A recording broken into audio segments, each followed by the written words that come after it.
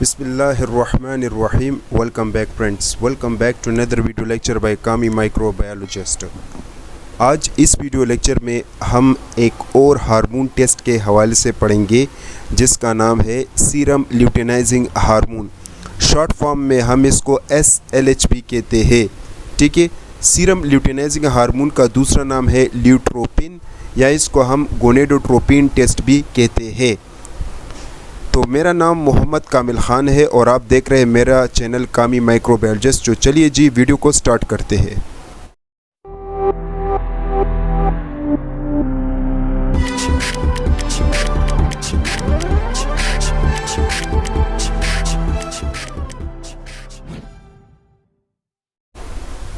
इस वीडियो में जो मेन कंटेंट हम पढ़ेंगे तो वो है कि सबसे पहले हम ये देखेंगे कि ल्यूटेनाइजिंग हार्मोन क्या है, फिर हम ल्यूटेनाइजिंग हार्मोन का फंक्शन पढ़ेंगे और फिर हम ये देखेंगे कि ल्यूटेनाइजिंग हार्मोन टेस्ट क्या है।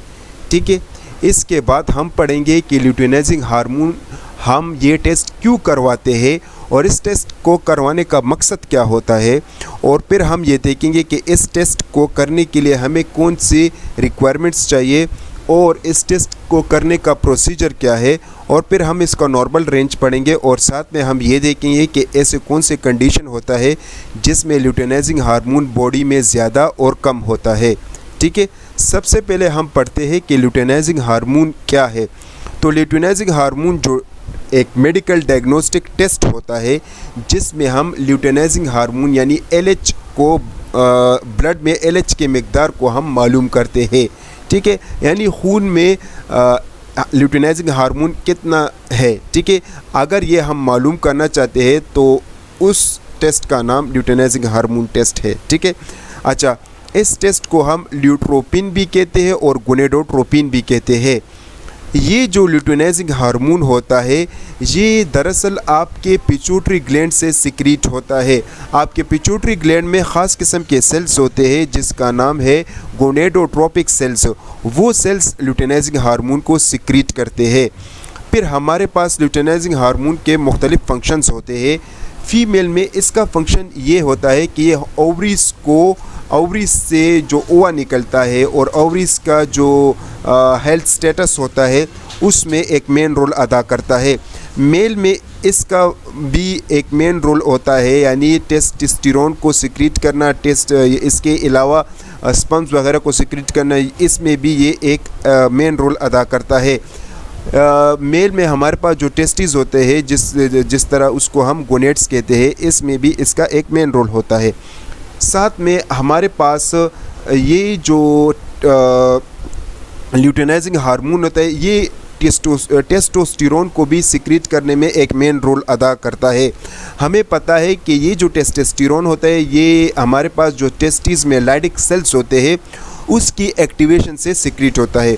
जब लाइडिक सेल्स की एक्टिवेशन होगा तो आपके पास टेस्टोस्टेरोन सिक्रीट होगा। ठीक है, तो ये भी आपके पास ल्यूटेनाइजिंग हार्मोन की वजह से होता है। इसके अलावा फीमेल में ओवेरियन फॉलिकुलर एक ख़ास किस्म के ऑर्गन्स होते हैं और उस ऑर्गन से हमारे पास ओवास निकलता है और फिर ये ओवा जाकर आपके पास फर्टिलाइजेशन में एक मेन रोल अदा करते हैं जब इसके साथ स्पर्म्स मिलते हैं। तो ओवा की सिक्रीशन ओवेरियन फॉलिकुलर से निकलना ये भी आपके पास ल्यूटेनाइजिंग हार्मोन करता है। इसके अलावा एस्ट्रोजन जो कि फॉलिकुलर से एस्ट्रोजन का निकलना ये भी ल्यूटेनाइजिंग हार्मोन का काम है। ठीक है, ये था आपके पास ल्यूटेनाइजिंग हार्मोन का फंक्शन, ल्यूटेनाइजिंग हार्मोन टेस्ट और ल्यूटेनाइजिंग हार्मोन के हवाले से। अब हम पढ़ते हैं पर्पस यानी मकसद, यानी ये टेस्ट हम क्यों करवाते हैं। तो इस टेस्ट को करवाने का मकसद ये होता है कि मेल और फीमेल में जो फर्टिलिटी इशू होता है वो हम डायग्नोस करते हैं। इसके अलावा जो रिप्रोडक्टिव आर्गन मेल और फीमेल में होता है उसके हेल्थ स्टेटस को हम देखते हैं।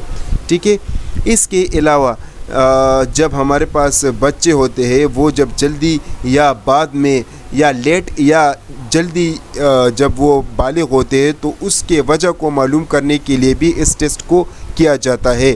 ठीक है, इसके अलावा इस टेस्ट को इसलिए भी परफॉर्म किया जाता है ताकि पिट्यूटरी ग्लैंड के फंक्शन का पता चल जाए। ठीक है, जैसे कि हमें पता है कि ये जो ल्यूटेनाइजिंग हार्मोन होता है ये पिट्यूटरी ग्लैंड सीक्रेट करता है, तो जब ये सीक्रेट होगा तो हमें पता चलेगा कि हमारा पिट्यूटरी ग्लैंड सही तरीके से काम करता है, या जब ये सीक्रेट नहीं होगा या कम सीक्रेट होगा या ज़्यादा सीक्रेट होगा तो इससे हमें ये भी पता चलता है कि पिट्यूटरी ग्लैंड में कुछ खराबी है। ठीक है, अब हम पढ़ते हैं रिक्वायरमेंट्स। तो इस टेस्ट को परफॉर्म करने के लिए जो हमें इक्विपमेंट्स या रीजेंट्स चाहिए, तो उसका नाम सबसे पहले हमें पर्सनल प्रोटेक्टिव इक्विपमेंट्स चाहिए, जिसमें हमारे पास गॉगल्स, ओवरऑल्स, हमारे पास बहुत से प्रोटेक्टिव इक्विपमेंट्स होते हैं, तो वो हमें सबसे पहले अडॉप्ट करने हैं। ठीक है, प्रिकॉशनरी जो मेजरमेंट होते हैं वो हमें अडॉप्ट करने होंगे। इसके अलावा इस टेस्ट को हम चूँकि ज़्यादातर फाइन केयर मशीन से करते हैं, लेकिन इसके अलावा हमारे पास बहुत से मशीन्स होते हैं उसके ज़रिए भी हम करते हैं, जैसे कि डाइग्रेड हो गया, मेंड्र हो गया, मिग्लोमी हो गई। ठीक है, बहुत से कंपनी के मशीन्स होते हैं, तो इससे भी हम इस टेस्ट को करते हैं। ठीक है, तो अगर आप दोस्तों को याद होगा तो मैंने पिछले वीडियोस में हार्मोन के पिछले वीडियोस में हमने प्रोलैक्टिन टेस्ट पढ़ा था, ये भी एक हार्मोनल टेस्ट होता है। अगर वो वीडियो आप मिस कर चुके हैं तो वो मेरा यूट्यूब चैनल में पड़ा होगा, वो आप वहाँ से चेकआउट कर ले। तो मैं ये कहना चाहता हूँ कि अगर वो वीडियो आप देख लेंगे तो आपको इस वीडियो की भी समझ आ जाएगी।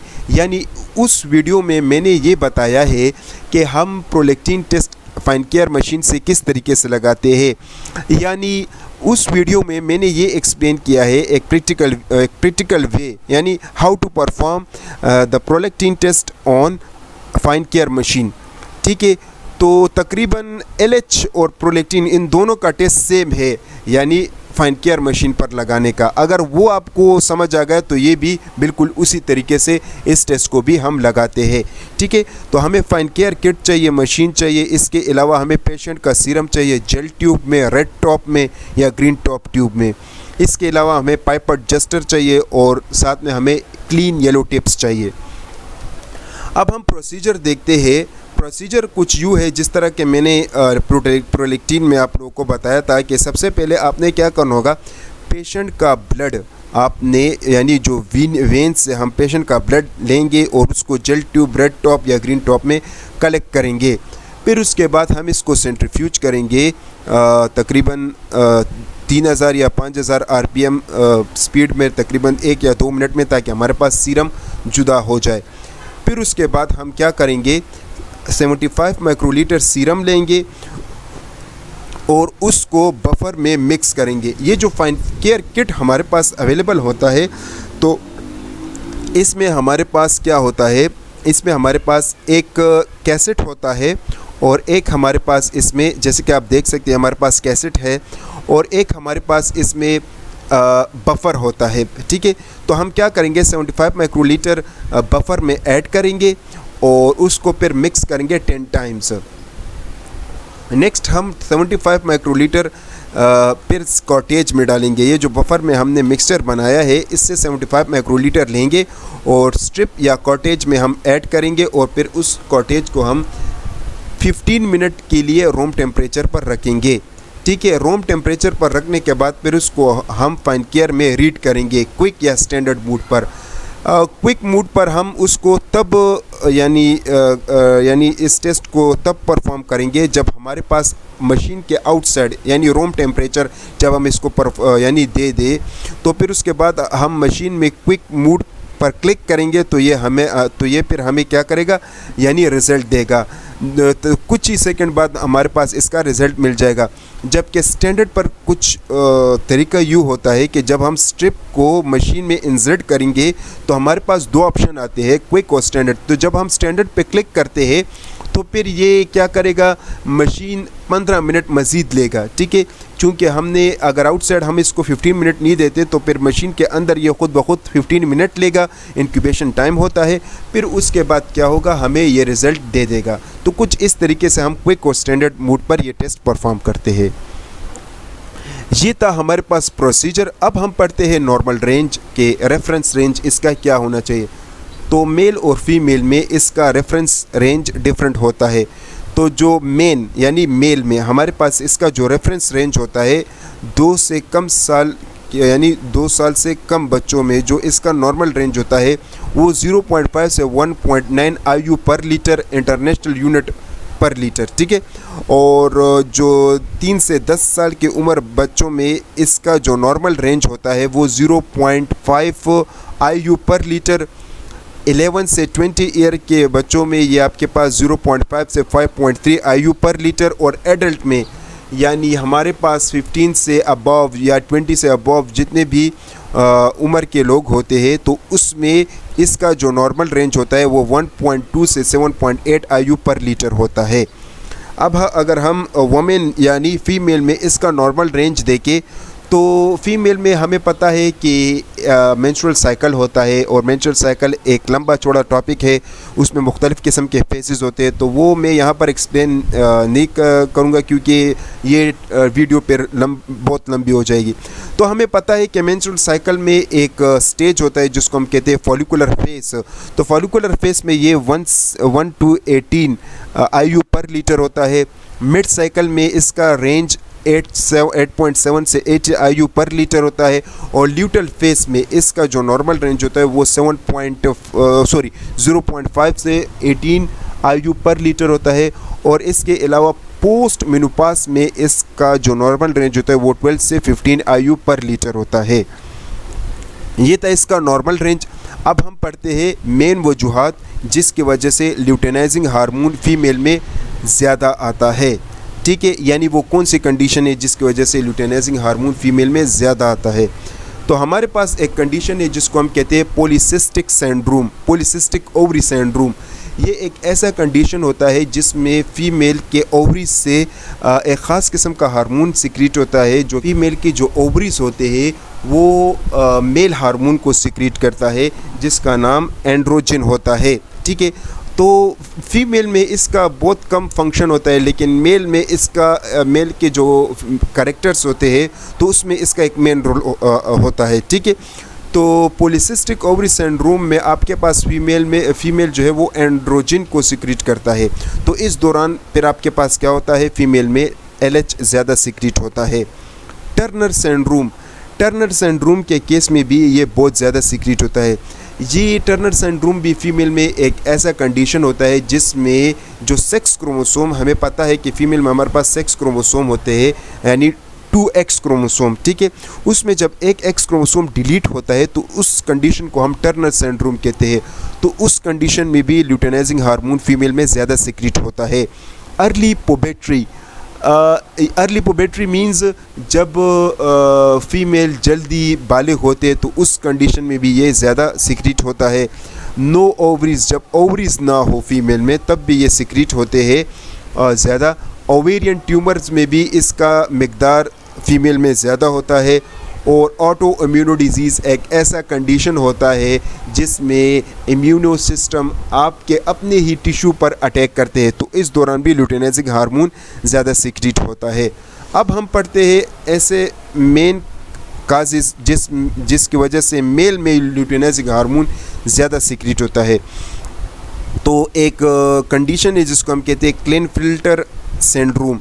ये एक ऐसा कंडीशन, ये बिल्कुल टर्नर सिंड्रोम की तरह होता है, लेकिन टर्नर सिंड्रोम का एक अपोजिट होता है, हम ये कह सकते हैं। जैसे कि टर्नर सिंड्रोम में एक X क्रोमोसोम डिलीट होता है, यहाँ पर एक X क्रोमोसोम एक्स्ट्रा होता है, तो इसको हम कहते हैं क्लेनफिल्टर सिंड्रोम।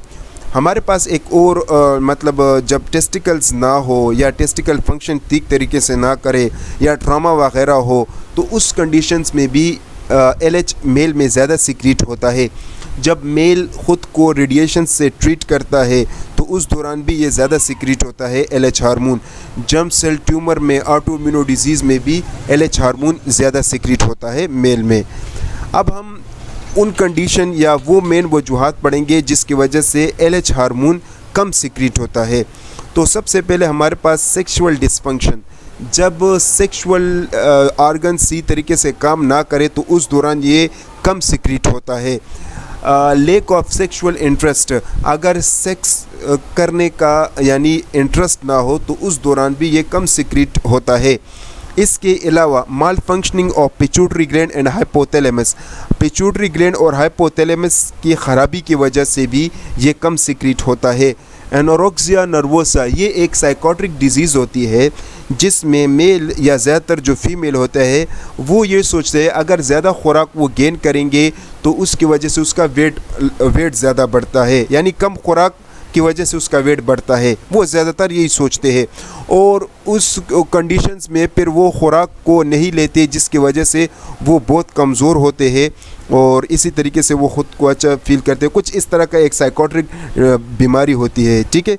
अच्छा, तो ये था आपके पास LH हार्मोन, इसका मेन इसके जो मतलब प्रोसीजर, इसका फंक्शन, इसके रिक्वायरमेंट्स और मेन काजेज़ जिसकी वजह से ये लो और ज़्यादा होता है, ठीक है। अगर ये वीडियो आपको पसंद आई होगी तो इसको ज़रूर लाइक कीजिएगा, हमारी वीडियो को शेयर कीजिएगा और चैनल को सब्सक्राइब कीजिएगा। तब तक के लिए इतना ही, अपना ख्याल रखिएगा। अल्लाह हाफ़िज़।